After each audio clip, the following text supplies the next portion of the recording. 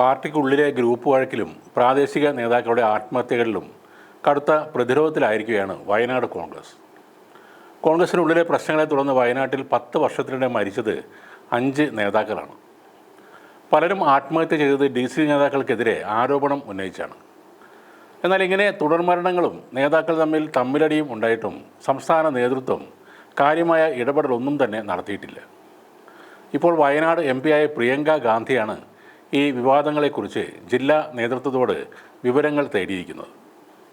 DCC general secretary PV John, DCC treasurer NM Vijayan, മകൻ Jijesh, party അനുഭാവിയും നേതാക്കളുടെ വിശ്വസ്തനുമായ രാജേന്ദ്രൻ നായർ, വാർഡ് മെമ്പർ ജോസ് നല്ലേടം എന്നിവരാണ് ഈ 5 വർഷത്തിനിടെ ജീവനൊടുക്കിയത്.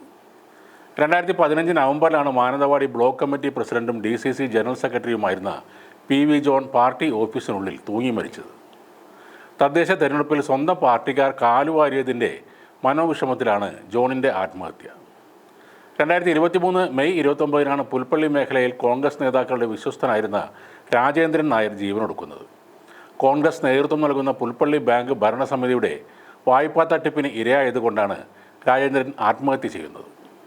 2024 ഡിസംബർ 24 DCC ട്രഷറർ NM വിജയനും മകൻ ജിജേഷും ആത്മഹത്യ ചെയ്തത്.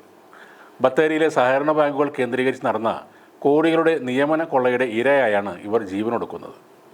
ബാങ്കുകളിൽ നിയമനം വാഗ്ദാനം ചെയ്ത് ഉദ്യോഗാർത്ഥികളിൽ നിന്നും കോടികൾ DCC നേതാക്കൾ തട്ടിയെടുത്തിരുന്നു. ഒടുവിൽ ഈ ബാധ്യത NM വിജയൻ്റെ തലയിൽ വന്നു ചേർന്നു. അതിനെ തുടർന്നാണ് ഭിന്നശേഷിക്കാരനായ മകൻ ജിജേഷിന് വിഷം കൊടുത്ത ശേഷം വിജയനും ജീവനൊടുക്കിയത്. ഗ്രൂപ്പ് തർക്കത്തിൻ്റെ പേരിൽ നേതാവിനെ കള്ളക്കേസിൽ കൊടുക്കാൻ ശ്രമിച്ചെന്ന ആരോപണത്തിലുണ്ടായ മനോവിഷമത്തിലാണ് കഴിഞ്ഞ ദിവസം മുള്ളൻകൊല്ലി മണ്ഡലം വൈസ് പ്രസിഡന്റും വാർഡ് അംഗവുമായ ജോസ് നെല്ലേടം ആത്മഹത്യ ചെയ്യുന്നത്. എതിർ വിഭാഗത്തിലുള്ളവർ വാർഡ് പ്രസിഡന്റ് കാനാട്ടുമല തങ്കച്ചൻ്റെ വീട്ടിൽ സ്ഫോടക വസ്തുക്കളും കർണാടകയിലെ മദ്യവും കൊണ്ടുവച്ച് കള്ളക്കേസിൽ കുടുക്കിയിരുന്നു. അതിനു പിന്നിൽ ജോസും ഉണ്ടെന്ന ആരോപണം ഉയർന്നതോടെയാണ് ആ മനോവിഷമത്തിൽ അദ്ദേഹം ആത്മഹത്യ ചെയ്തത്.